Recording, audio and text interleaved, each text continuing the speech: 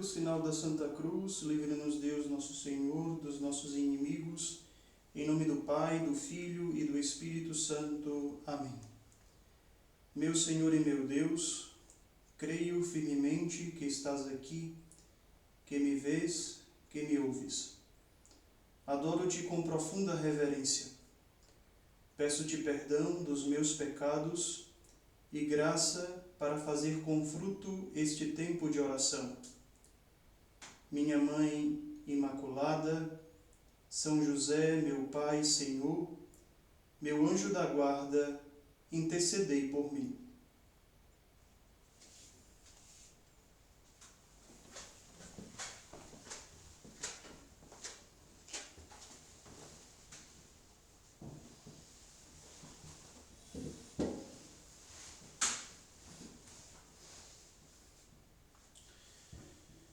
Dos 7 sacramentos presentes na Igreja, e nós sabemos quais são, ou melhor, qual é a definição do sacramento ou dos sacramentos para nós católicos, membros da Igreja, evidentemente, que é o corpo místico de Cristo.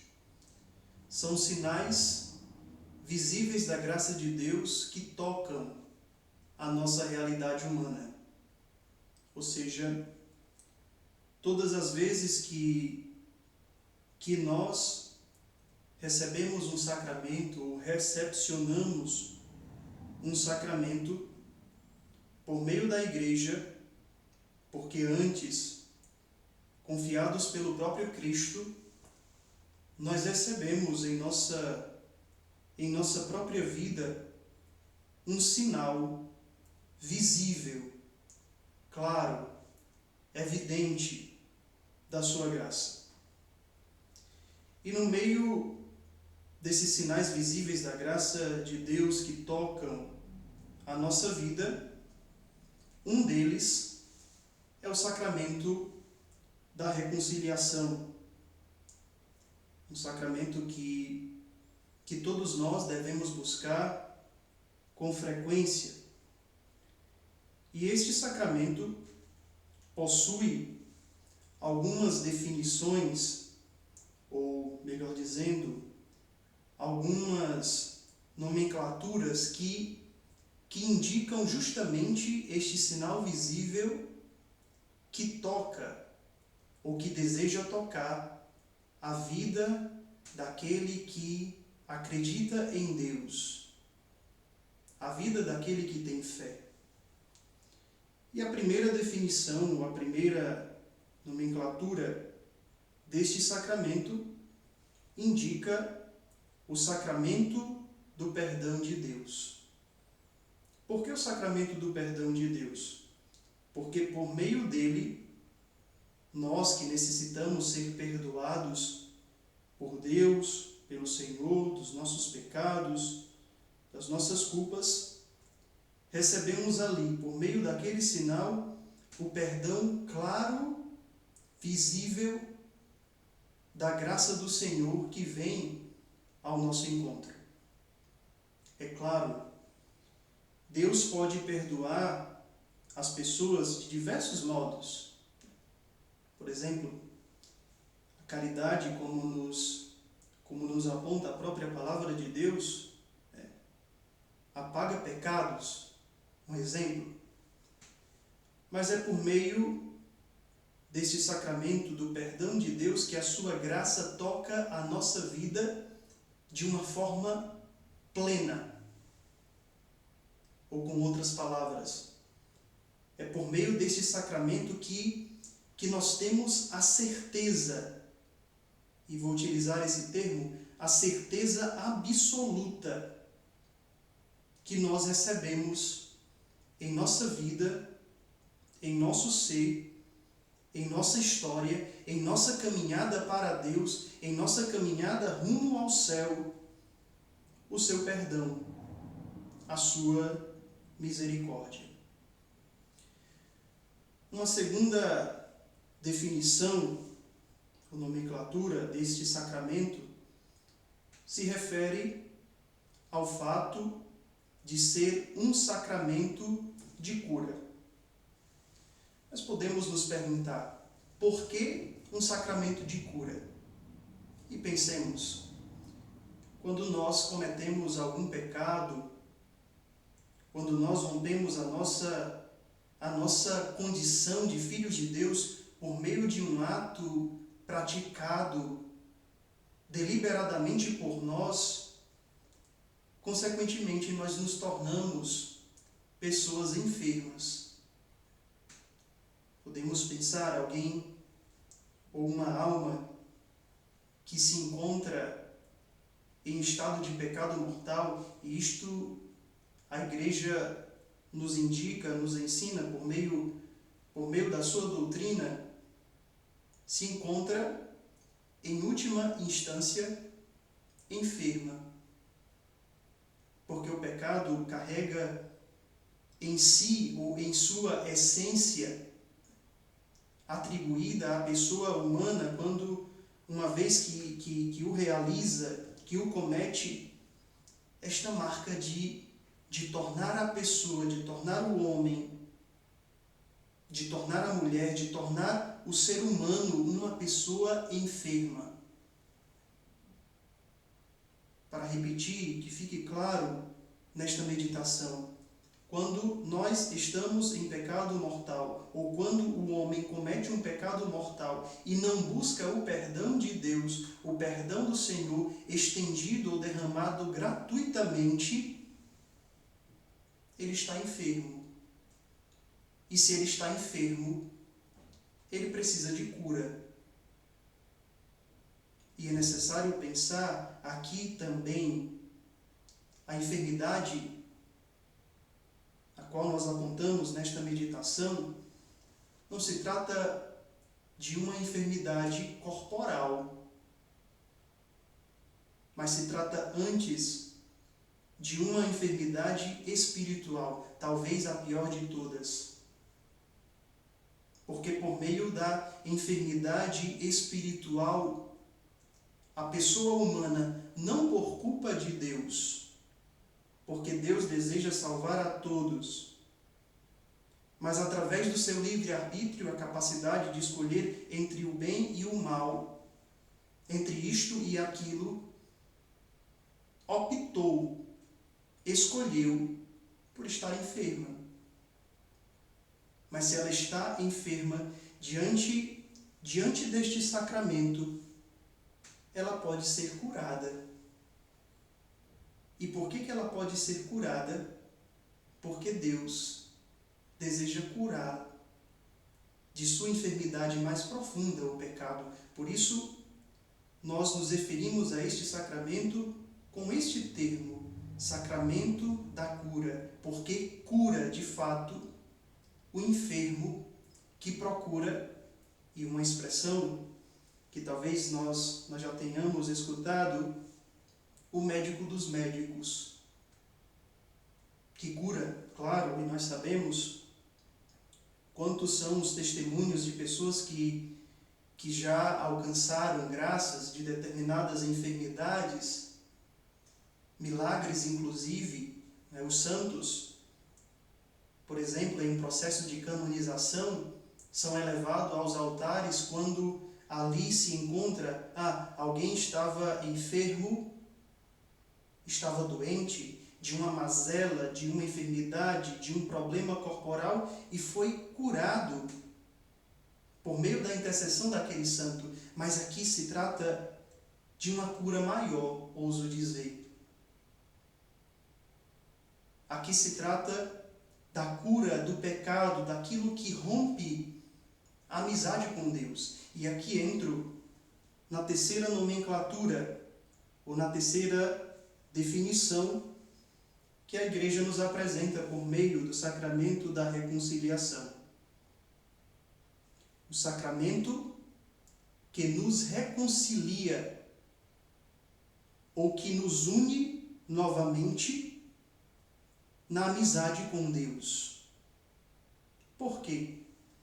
Porque quando nós cometemos um pecado, e aqui não se trata, evidentemente, de uma opinião pessoal, mas aquilo que a própria Igreja nos indica quando o homem comete algum pecado mortal, ele rompe a amizade com Deus. Ele rompe a amizade com o Pai do céu. Ele rompe a amizade, em última instância, com a Santíssima Trindade, Deus uno e trino, Pai, Filho e Espírito Santo. E é por meio deste sacramento, da bondade de Deus, que ele pode ser reconciliado com Ele. Pensemos na bondade do Senhor que se deixa reconciliar. E se deixa reconciliar de uma forma visível por meio deste sacramento. Sacramento da reconciliação. O homem que outrora estava em sua amizade ou em seu relacionamento rompido com Deus, distante de Deus, afastado de Deus, por meio deste sacramento, se reconcilia com Ele. As bases bíblicas para o sacramento da confissão residem nos Sagrados Evangelhos, na palavra do Senhor. Pensemos naquele trecho que certamente escutamos tantas vezes: a quem perdoardes os pecados, eles lhes serão perdoados. A quem os não perdoardes, eles lhes serão retidos. Algumas vezes, no mundo de hoje, nós escutamos ou nos deparamos com algumas objeções no tocante a confessar os pecados diante de um sacerdote, e vou utilizar esta expressão, de carne e osso, como os demais homens. De repente ouvimos um homem como eu, como pode perdoar o meu pecado, ou os meus pecados, as minhas transgressões?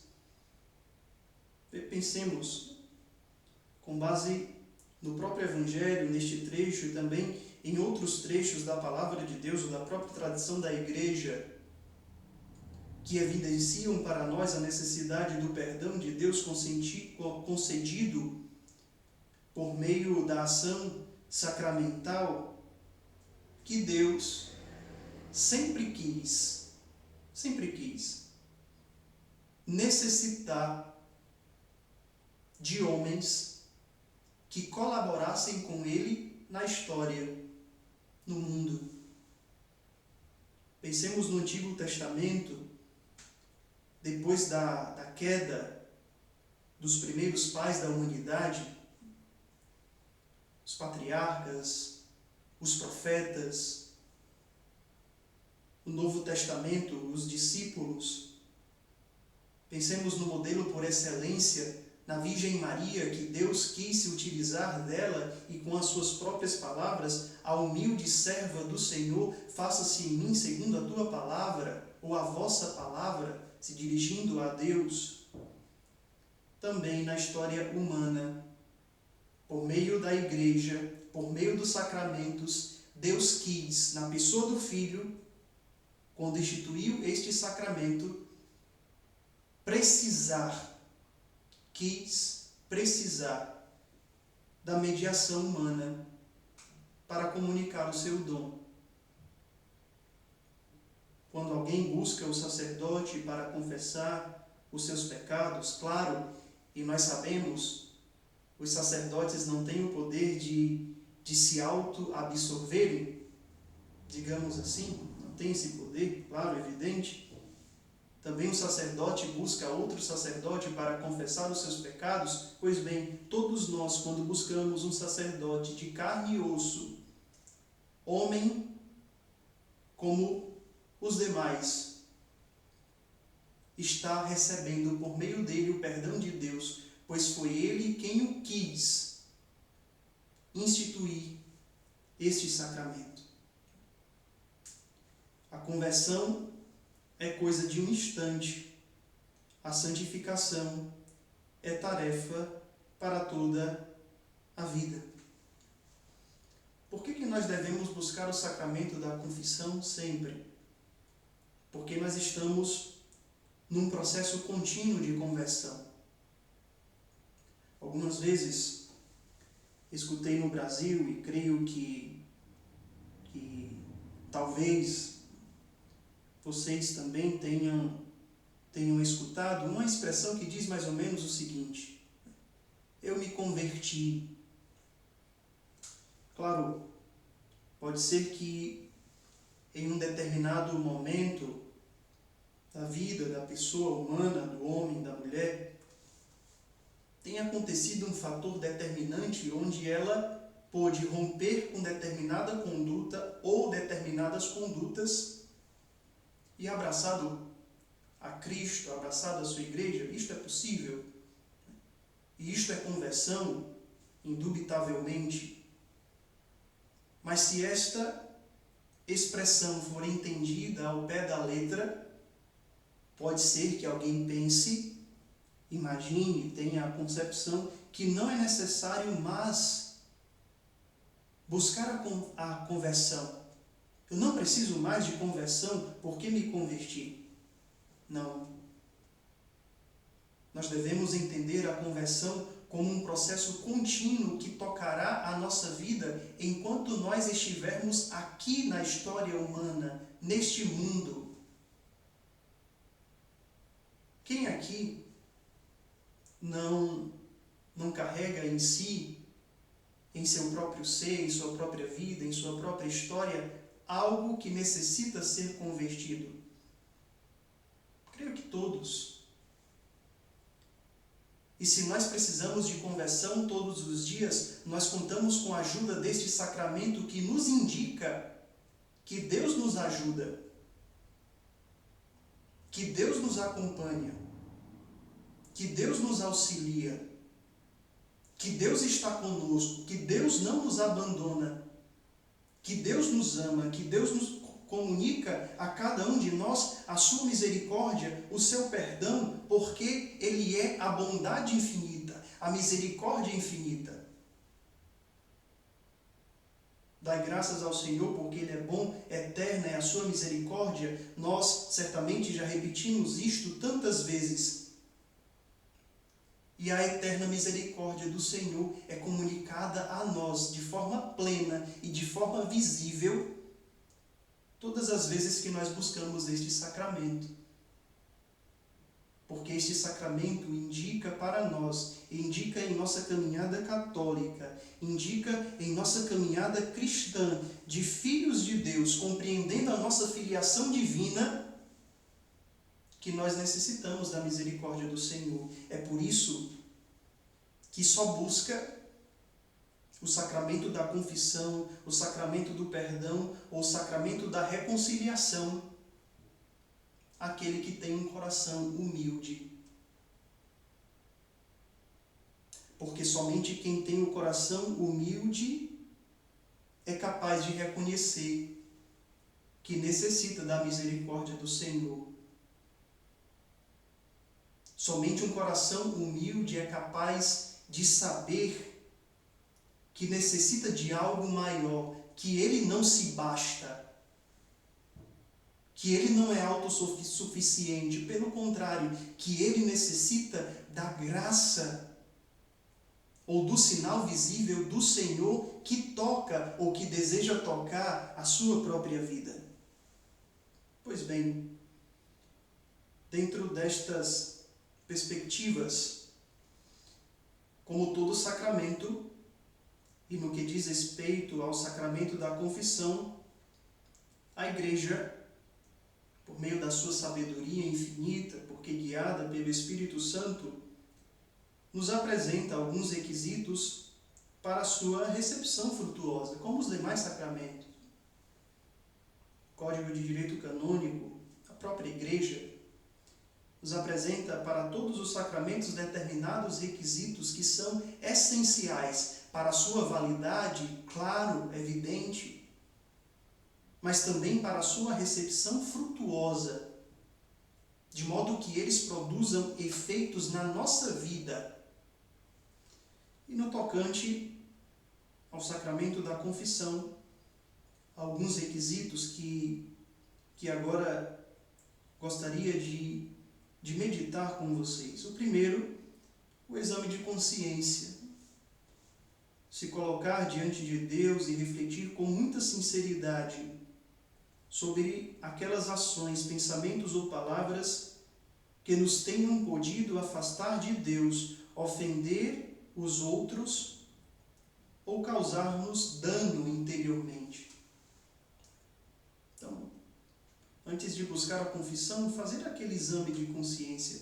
E hoje na internet nós podemos encontrar com muita facilidade exames de consciência com perguntas a serem feitas por nós em nosso interior, acerca da nossa filiação divina, acerca da nossa prática sacramental, acerca da nossa vida de oração, acerca dos nossos atos de caridade, acerca do nosso contato com os outros. Amai-vos uns aos outros como eu vos amei, eis um mandamento novo do Senhor apresentado para nós. E tantas outras dimensões que muitos exames de consciência já estabelecidos, já feitos, já escritos, que podem nos auxiliar. O Papa Bento XVI, em palavras dirigidas ao episcopado da Suíça, no dia 7 de novembro de 2006, afirmou que a confissão, e aqui entre aspas, ajuda a formar a consciência, a lutar contra as más inclinações, a deixar-se curar por Cristo, a progredir na vida do Espírito. E de fato, quando nós nos colocamos sempre no exame de consciência bem feito, nós tomamos consciência de quem nós somos, em nossos pecados, em nossas limitações, em nossas fraquezas, não para permanecermos neles, nas más inclinações, nos vícios, não, mas para transcendermos em nossa filiação divina. Nas palavras do próprio Papa Bento XVI, a progredir na vida do Espírito, tomar consciência de quem nós somos e tomarmos consciência daquilo que nós devemos ser quando nos deixamos guiar pelo Espírito de Deus.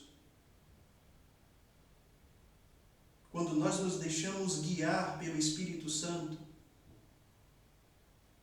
quando nós nos questionamos no mais íntimo do nosso coração acerca das nossas realidades mais profundas. Segundo requisito, a contrição ou o propósito de não voltar a pecar. Pensar que se nós estamos arrependidos, se nós tomamos consciência dos nossos vícios, das nossas más inclinações, das vezes que nós transgredimos a palavra do Senhor, a sua vontade, ofendemos a Ele, ofendemos aos outros e ofendemos a nós mesmos, nós manifestamos ali, ou devemos manifestar uma contrição, um arrependimento. Terceiro requisito, confessar os pecados. Chegar para o sacerdote depois do exame de consciência, bem feito, manifestando ali o nosso arrependimento, a nossa contrição. Agora, confessar os pecados de forma clara, concreta, concisa e completa. De forma clara, algumas vezes pode acontecer de alguém buscar o sacerdote para confessar os seus pecados e dar voltas. Não precisa.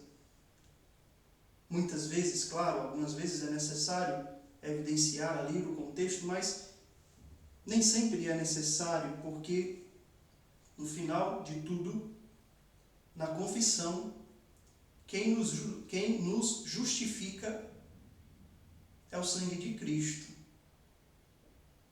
Quem nos justifica é o próprio Deus. Não somos nós. Podemos pensar, nós fomos justificados por aquele que é justo.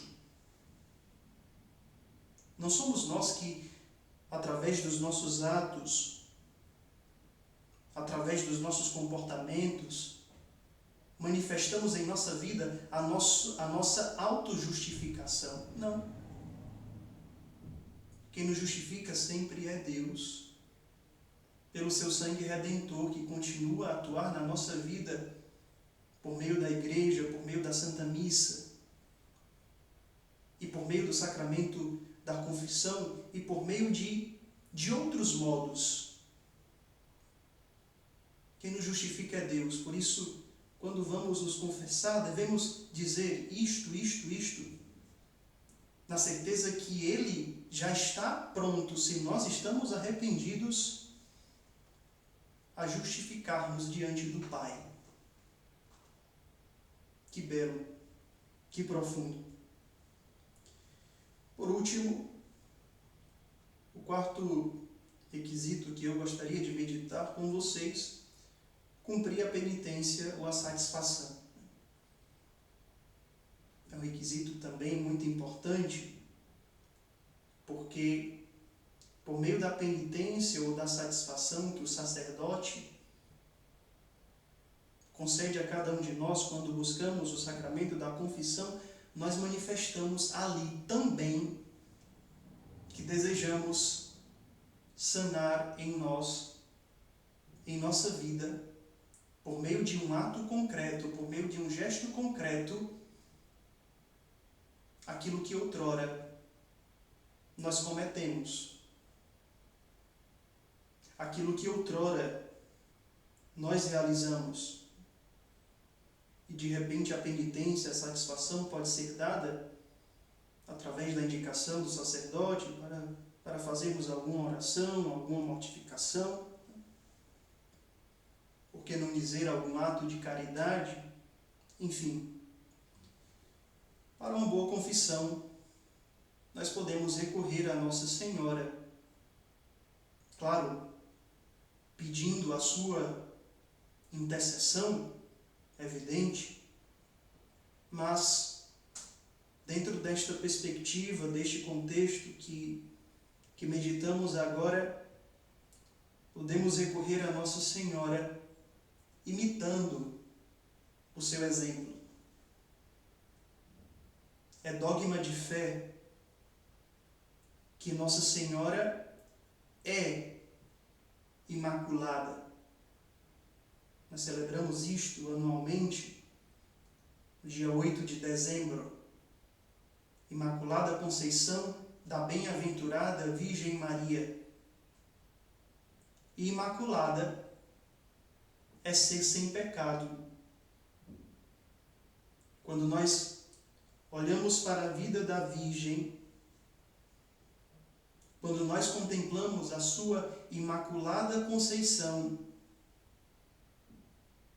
também por meio do seu exemplo, por meio do seu testemunho relatado, apresentado nos Evangelhos, nós contemplamos ali o que nós devemos ser, imaculados diante de Deus, sem pecado.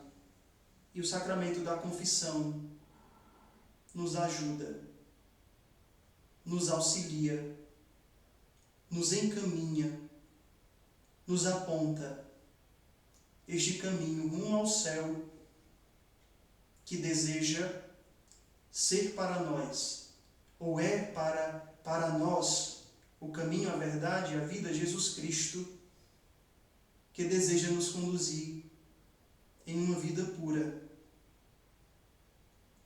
em uma vida imaculada, em uma vida sem pecado. Que Nossa Senhora nos ajude.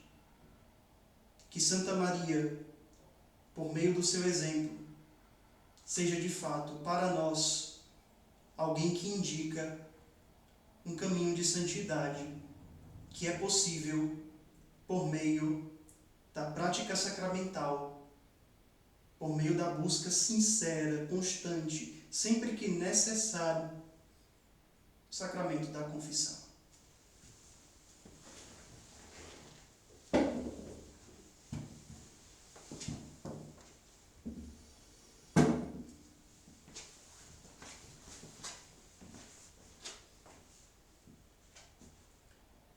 Dou-te graças, meu Deus, pelos bons propósitos, afetos e inspirações que me comunicaste nesta meditação. Peço-te ajuda para os pôr em prática. Minha Mãe Imaculada, São José, meu Pai, Senhor, meu anjo da guarda, intercedei por mim.